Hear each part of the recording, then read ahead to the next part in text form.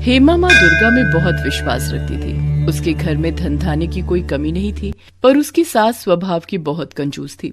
वो अपने लिए तो जी खोलकर खर्च करती, पर कभी भी कोई दान पुण्य नहीं करती थी। अगर हेमा किसी को कुछ देने लगे तो उस पर चिल्ला पड़ती थी, सेब ले लो, सेब मीठे मीठे लाल रसीले सेब ले लो। ओ सेब वाले भैया, ये सेब कैसे लगाए? हेमा बहू, ये हाथ में क्या है? माँ जी, वो मैंने अपने लिए 2 रोटी बनाई थी, पर मुझे भूख नहीं है, इसीलिए 1 रोटी इन बूढ़े बाबा को दे रही थी। वो बहुत भूखे दिखाई दे रहे हैं। चुपचाप रोटी को अंदर लेकर जाओ। आटा इतना सस्ता नहीं है जो भिखारियों को बांटते फिरो। अभी नहीं खानी तो रात में खा लेना गरम करके। पैसों की बचत करना सीखो। ये नहीं कि हमारा हाथ खुला हुआ है, हमारे पास अच्छे पैसे हैं तो हम उसको उजाड़ दें। ला भैया, 2 किलो सेब तोल दे। वैसे तू 100 रुपए महंगे लगा रहा है। चल कोई नहीं। ये लो अम्मा जी। कभी कभी हेमा का मन बहुत दुखी होता था, क्योंकि घर में पैसे होने के बावजूद भी वो किसी की सहायता नहीं कर पाती थी। माँ, आपको पता है आज एक नया ग्राहक जुड़ा है। बहुत अच्छी कमाई होगी इन सर्दियों के सीजन में। उस ग्राहक को हमारी फैक्ट्री के स्वेटर बहुत पसंद आए हैं। ये तो बहुत बढ़िया बात है सुमित बेटा, बस तू ऐसे ही खूब पैसे कमाता जा। घर में पैसे जुड़े होते हैं तो किसी बात की कोई परेशानी नहीं होती, बस काम अच्छा चलता रहना चाहिए। सुमित का काम अच्छा चल रहा था, कमाई भी बहुत अच्छी हो रही थी। एक दिन हेमा की सास आंगन में बैठी अपने पर्स में से नोट गिन रही थी, पर वो बार बार गिनती भूल जाती। एक साधु बाबा द्वार पर बहुत देर से खड़े भिक्षा मांग रहे थे। ये नोट गिनते गिनते तंग आ गई हूँ। ये नोट है या मुसीबत? गिनती ही ठीक नहीं हो रही। ज्यादा पैसा होना भी मुसीबत ही है। माई, बाबा को कुछ दे दो, बहुत भूख लगी है। अरे बाबा, मैं पहले ही इन रुपयों से परेशान हूँ, ऊपर से तुम परेशान कर रहे हो। जब तक ये नोट मेरे हाथ में है तुम्हें कुछ नहीं मिलेगा। जाओ यहाँ से। तुम पैसों से इतनी परेशान हो कि एक भूखे को भोजन देने का भी समय नहीं है। माई, अगर तुम इन रुपयों से इतनी ही परेशान हो तो ईश्वर करे तुम्हारी ये परेशानी जल्दी दूर हो जाए, फिर तुम किसी भूखे को खाली हाथ मत लौटाना। हेमा की सास का ध्यान अभी भी नोट गिनने में ही था। वो गुस्से से झुंझला रही थी और उसने देखा कि जब वो नोट नहीं गिन पा रही है, इतनी देर में साधु बाबा भी भूखे द्वार से लौट चुके थे। हेमा उस समय घर पर नहीं थी, उसे इस बारे में कुछ भी नहीं पता था। सुमित शाम को घर लौटता है तो उसका मन उदास था। क्या हुआ? आप बहुत परेशान दिखाई दे रहे हो। मैंने बताया था ना, जो नया ग्राहक जुड़ा है, जिसने फैक्ट्री में स्वेटर का ऑर्डर लिखवाया था, अचानक उसने मना कर दिया है। मेरा बहुत नुकसान हो गया। मैंने तो माल बनवाना शुरू भी कर दिया था, पर उस ग्राहक को विदेश जाना पड़ा। आज ही उसका फोन आया है, वो माल बनवाने को मना कर रहा है। कोई बात नहीं, आप परेशान मत हो, सब ठीक हो जाएगा। ये नहीं तो कोई और ग्राहक आ जाएगा। आप बैठो, मैं खाना लगाती हूँ। पर ऐसा नहीं हुआ। सुमित की फैक्ट्री में माल पड़ा रहा, पर एक भी ग्राहक ने माल नहीं खरीदा। धीरे धीरे सुमित का सारा काम ठप हो गया और वो कर्जे में डूब गया। घर में पैसों की तंगी आ गई। हेमा और उसकी सास दोनों के सारे गहने बिक गए। मकान गिरवी रखना पड़ा। फैक्ट्री को ताला लग गया और वो लोग बहुत गरीब हो गए। एक दिन हेमा घर के बाहर झाड़ू लगा रही थी, तभी वही साधु बाबा फिर से आए। क्या हुआ? आज भी मैं यहाँ से भूखा जाऊंगा? हेमा की सास देखती है, ये तो वही बाबा हैं जो कुछ दिन पहले उसके घर से भूखे गए थे। हेमा की सास की आंखों में आंसू आ जाते हैं। नहीं बाबा, ऐसी बात नहीं है। पहले मेरे घर में रुपया पैसा सब कुछ था, मैं तब भी आपको भूखे पेट भेज रही थी। आज मेरे घर में अन्न का दाना नहीं है, इसलिए मैं आज भी आपको द्वार से भूखा भेजने पर मजबूर हूँ। मुझे माफ करना बाबा, अब हम पहले जैसे धनवान नहीं रहे, हम बहुत गरीब हो गए हैं। रुकिए बाबा, ये रोटी और चटनी आप खा लो। बेटी, तुमने मुझे अपने हिस्से का भोजन दे दिया और तुम भूखी रहोगी? बाबा, मैं भूखी कहाँ हूँ। मैंने माँ दुर्गा का नाम लेकर उनके प्रसाद की मिश्री खा ली, मेरा तो उसी से पेट भर गया। जीती रहो बेटी, तुम माँ दुर्गा की सच्ची भक्त हो। घर में ये परेशानियाँ इसीलिए आई हैं क्योंकि तुम्हारे घर से कभी भी किसी गरीब और बेसहारा को दान पुण्य नहीं हुआ था। तुम माँ दुर्गा के नवरात्रि व्रत धारण करो। माँ दुर्गा से भूल के लिए क्षमा मांगो।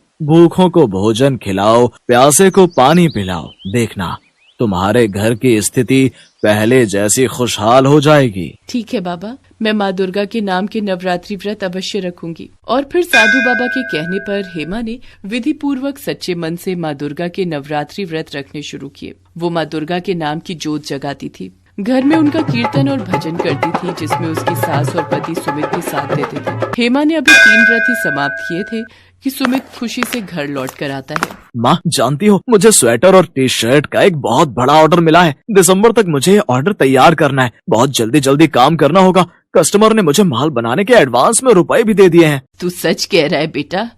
हेमा बहू, ये सब तेरे द्वारा रखे गए माँ दुर्गा के नाम के नवरात्रि व्रत और पूजा का ही प्रभाव है, जो आज सुमित को इतना बड़ा ऑर्डर मिला है। जय माँ दुर्गा। और माँ दुर्गा के आशीर्वाद से हेमा के परिवार की खुशियाँ फिर से लौट आती हैं। सुमित का काम फिर से ठीक हो जाता है। अब हेमा की सास भी दान पुण्य करने के लिए मना नहीं करती थी, बल्कि खुद अपने हाथों से गरीबों को दान देती थी। हेमा के परिवार की आर्थिक स्थिति अब बहुत अच्छी हो गई थी, इसलिए वो नियम अनुसार नवरात्रि पर्वानी पर रामनवमी के दिन दुर्गा मंदिर में भंडारा करवाने लगी। कुछ समय बाद माँ दुर्गा की कृपा से हेमा के घर 2 बच्चों का जन्म हुआ। बेटा बेटी के जन्म के बाद माँ दुर्गा के आशीर्वाद से हेमा के जीवन में संपूर्ण खुशियाँ आ गई थीं।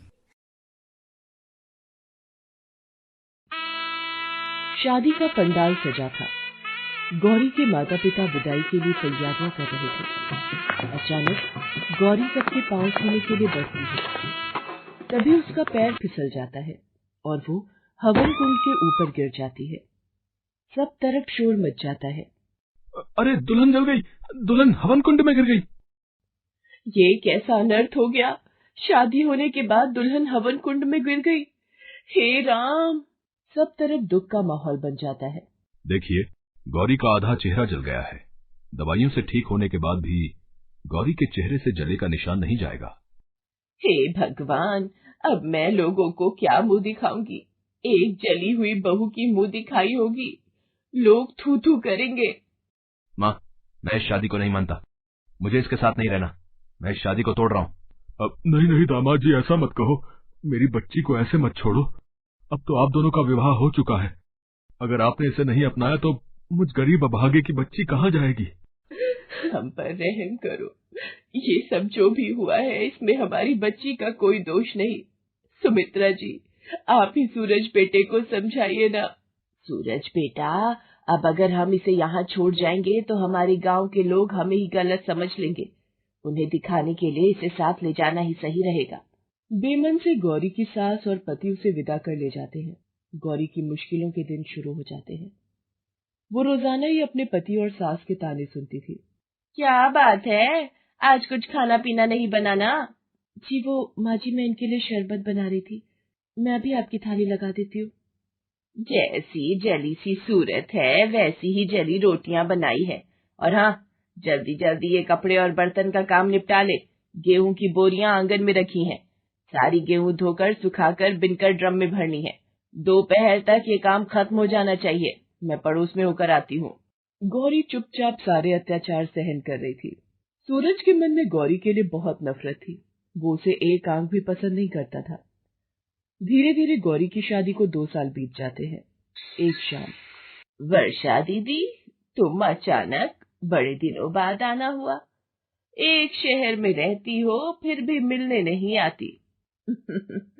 अरे अब आ गई ना, ये ले, तुझे मिठाई खिलाने आई हूँ। पोता हुआ है बहू को, पोता। अब इतनी बड़ी खुशखबरी तुझे नहीं दूंगी तो कैसे काम चलेगा? बहू के तो अभी साल भर भी नहीं हुआ शादी को, और खुशखबरी दे दी। एक हमारी बहू को देखो, सूरत और किस्मत दोनों ही खराब हैं इसकी तो। गौरी सास की बातें सुनकर फूट फूट कर रोने लगती है। वो अब हिम्मत हार चुकी थी। उसे उस गलती की सजा मिल रही थी जो उसने की ही नहीं थी। एक दोपहर घर पर कोई नहीं था। गौरी आंगन की सफाई कर रही थी, तभी बेटी, बाबा को भिक्षा मिलेगी, बहुत भूख लगी है। ये लीजिए बाबा। जीती रहो बेटी। माँ अम्बे तुम्हारी झोली खुशियों से भर दे। मुझे तुम्हारा आने वाला कल बहुत अच्छा दिखाई दे रहा है। ऐसा कुछ भी नहीं होगा। मुझे पता है बाबा, मैं अभागी नहीं रहूंगी। मेरे जीवन में खुशियां कभी दस्तक नहीं देंगी। गौरी साधु बाबा को अपनी सारी दुख भरी कहानी बताती है। बेटी, तुम दुखी मत हो।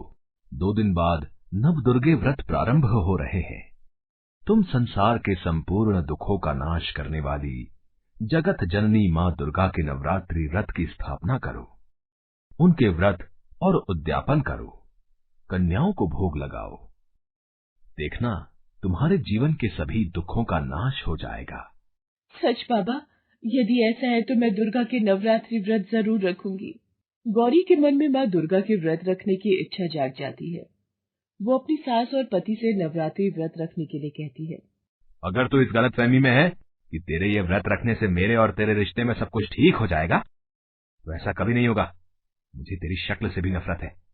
हम तुझे एक फूटी कौड़ी भी नहीं देंगे, तू चाहे भूखी रहे या प्यासी रहे। गौरी की सास और उसके पति ने साफ मना कर दिया था कि वो गौरी की कोई सहायता नहीं करेंगे और न ही उसे पैसे देंगे। गौरी बहुत दुखी हो जाती है, पर उसे नवरात्रि व्रत रखने थे। गौरी सुबह उठकर माँ दुर्गा की पूजा और आराधना करती और माँ दुर्गा के चरण धुलाकर चरणामृत का पान करती। एक शाम। अरे किशोर, तू शहर से कब आया? और ये मेरी पत्नी सविता है। आज सुबह ही आया था तो मन था कि तुमसे मिलना है। मुझे पता चला कि तेरी भी शादी हो गई है। भाभी कहाँ है? वो मंदिर गई है। आओ तुम बैठो। सूरज चाहता था कि उसका दोस्त और उसकी पत्नी गौरी से ना मिले, नहीं तो उसका अपमान होगा। पर अचानक गौरी मंदिर से वापस आ जाती है। ये कौन है भैया? ये हमारी नौकरानी है, घर के सारे काम यही करती है। गौरी की आंखों में आंसुओं की धारा बह जाती है। रोती हुई माँ दुर्गा के चरणों में बैठ जाती है। हे माँ आदिशक्ति, मुझे हिम्मत दो, मेरे दुख दूर करो। नवरात्रि व्रत के 7 दिन बीत जाते हैं। गौरी को दुर्गा अष्टमी के दिन कन्याओं का पूजन करना था। उनके लिए प्रसाद बनाना था, पर उसके पास कुछ भी नहीं था। गौरी रोती हुई दुर्गा मंदिर के लिए चल पड़ती है। रास्ते में गौरी को 3 लड़कियां मिली।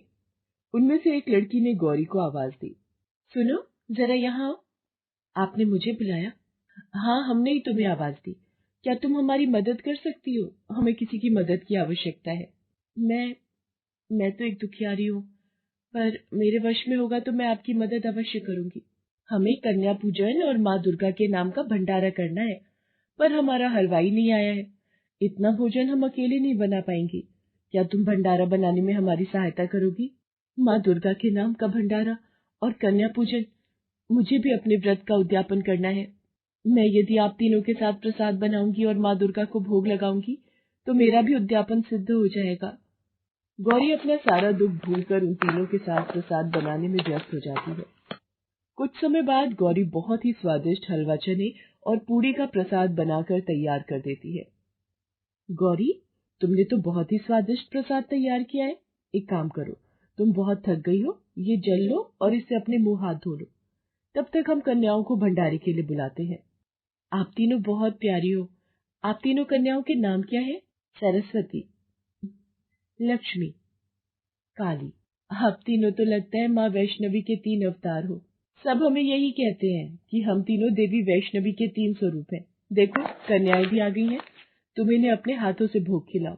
गौरी कन्याओं को भोग खिलाने में व्यस्त हो जाती है। कुछ देर बाद एक छोटी सी कन्या गौरी से कहती है, दीदी, आप बहुत सुंदर हो। मुझे भी आपके जैसी बिंदी चाहिए जो आपने अपने माथे पर लगा रखी है। कौन सी बिंदी बेटा? और मैं तो बिल्कुल भी सुंदर नहीं हूँ। मेरे चेहरे पर तो निशान है। आपके चेहरे पर तो कोई निशान नहीं है दीदी। ऐसा कैसे हो सकता है? मेरे चेहरे का निशान कहाँ गया? यहाँ पर तो जलने का निशान था। सरस्वती, लक्ष्मी, काली, आप तीनों कहाँ हो? जब मैं आपसे मिली थी आपने देखा था ना मेरे निशान को।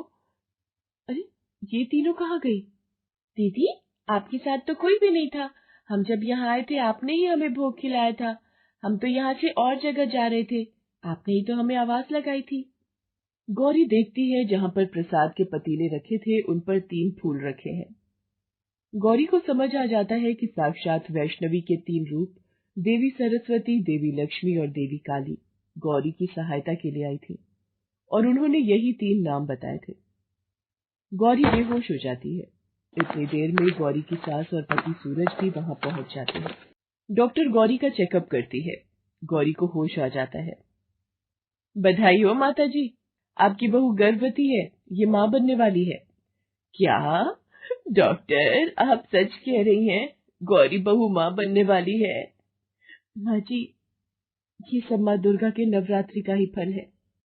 गौरी, तुम्हारे चेहरे से निशान कैसे गायब हो गया?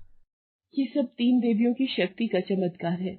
गौरी सास और सूरज को सारी घटना बताती है। सूरज, 3 लड़कियां ही तो आई थी जिन्होंने हमें बताया कि गौरी कन्या पूजन और भंडारे की व्यवस्था कर रही है, इसीलिए हम तुम्हारे पास पहुंचे। इसका मतलब माँ दुर्गा ने हमें भी दर्शन दिए। हे माँ दुर्गा, हमारे पापों को क्षमा करना। गौरी, हमें माफ कर दो, हम तुम्हारे जैसी देवी को नहीं पहचान पाए। औरत तो देवी का रूप होती है। मैं खुद एक औरत हूँ और मैंने तुम्हारे साथ बहुत गलत किया। मुझे माफ कर दो गौरी, मैंने तुम्हारा पति होकर भी तुम्हारे साथ इतना गलत व्यवहार किया। मैंने आप दोनों की किसी बात का बुरा नहीं माना। आप दोनों मेरे अपने हो। हे माँ शेरावाली, आपकी सदा ही जय हो। जैसे आपने मेरी झोली खुशियों से भर दी, वैसे संसार में सभी दुखियों की झोली खुशियों से भर दो माँ। मेरी यही प्रार्थना है।